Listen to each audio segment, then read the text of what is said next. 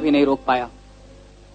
वाहिक प्रदेश के गणराज्यों में साहस था, शौर्य था, न था उनमें कुछ तो वह थी एकता। अलक्षेंद्र के पथ पर मस्तक बिछा दिए पर राष्ट्र की वेदी पर अपने अहंकार को समर्पित नहीं किया।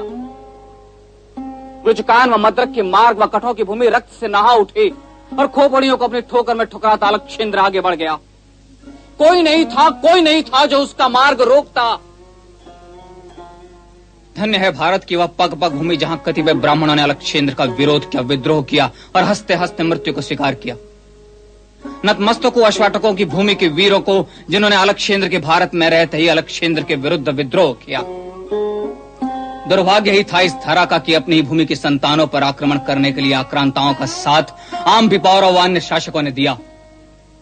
अपने ही बांधवों के खड्ग से अपना ही रक्त बहा था, अपने ही बाणों से अपने ही बांधवों के सीने छलने हुए थे, अपने ही हाथों से अपने ही घरों में आग लगाई और विजय का रक्त चंदन यवनों के माथे पर लगा।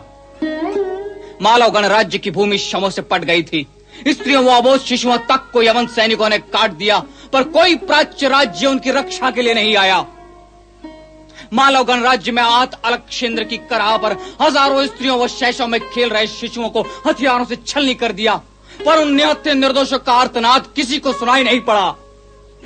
ब्रह्मस्थल नगर के समस्त ब्राह्मणों ने यवनों के विरुद्ध हथियार उठा लिए, अपने प्राण दे दिए, पर राष्ट्र का सम्मान नहीं दिया। वीरों की भूमि निर्दोषों के मस्तकों से पट रही थी और तब भी पराजित जनपदों के तथाकथित स्वामी प्रत्यावर्तन कर रहे अलक्षेंद्र से भूमि पर अधिकार पाने के लिए आपस में लड़ रहे थे। भय सिर्फ यवनों की दास्ता का ही नहीं है, पर उस सांस्कृतिक दास्ता का भी है जो धीरे धीरे समाज में जन्म लेगी। पराजित राष्ट्र तब तक पराजित नहीं होता जब तक वह अपनी संस्कृति व मूल्यों की रक्षा कर पाता है। पर क्या धर्म व जाति के नाम पर खंड खंड में बटा यह राष्ट्र आक्रांताओं से अपनी संस्कृति की रक्षा कर पाएगा? यदि आक्रांताओं को इस धरती पर स्थिर होना है तो उन्हें व्यक्ति से व्यक्ति को जोड़ने वाली संस्कृति पर आक्रमण करना होगा, और वे करेंगे यदि हम सावधान नहीं हुए तो। और यदि हमने अपनी सांस्कृतिक विरासत को छोड़ा तो हमारा पतन निश्चित है। अनुभव कहता है कि पराजित मन, पराजित राज्य व पराजित राष्ट्र प्रायः विजेता के संस्कार व संस्कृति को स्वीकार करते हैं। इसलिए यदि शीघ्र ही इस राष्ट्र की सुप्त चेतना को जागृत नहीं किया गया, इस राष्ट्र को संगठित नहीं किया गया, तो इस राष्ट्र को, अपने राष्ट्र को विधर्मी दास्ता से मुक्त करना कठिन हो जाएगा। विद्या ही मुक्ति का मार्ग दिखाती है, और यदि वही असमर्थ है आज तो वह व्यर्थ है। जन्म मरण के बंधन से भी मुक्ति चाहने वाले भारतीय के यवनों का बंधन स्वीकार करेंगे।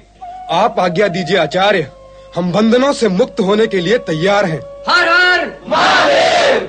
इस राष्ट्र को यवनों से मुक्त करना है और इस राष्ट्र की मुक्ति में ही तुम्हारी मुक्ति है। आचार्य, आप मार्ग प्रशस्त करिए, हम संघर्ष के लिए तत्पर हैं। तो इस सोए हुए समाज को जागृत करो। इस राष्ट्र में शक्ति है पर वह सुप्त है, उसे जागृत करो।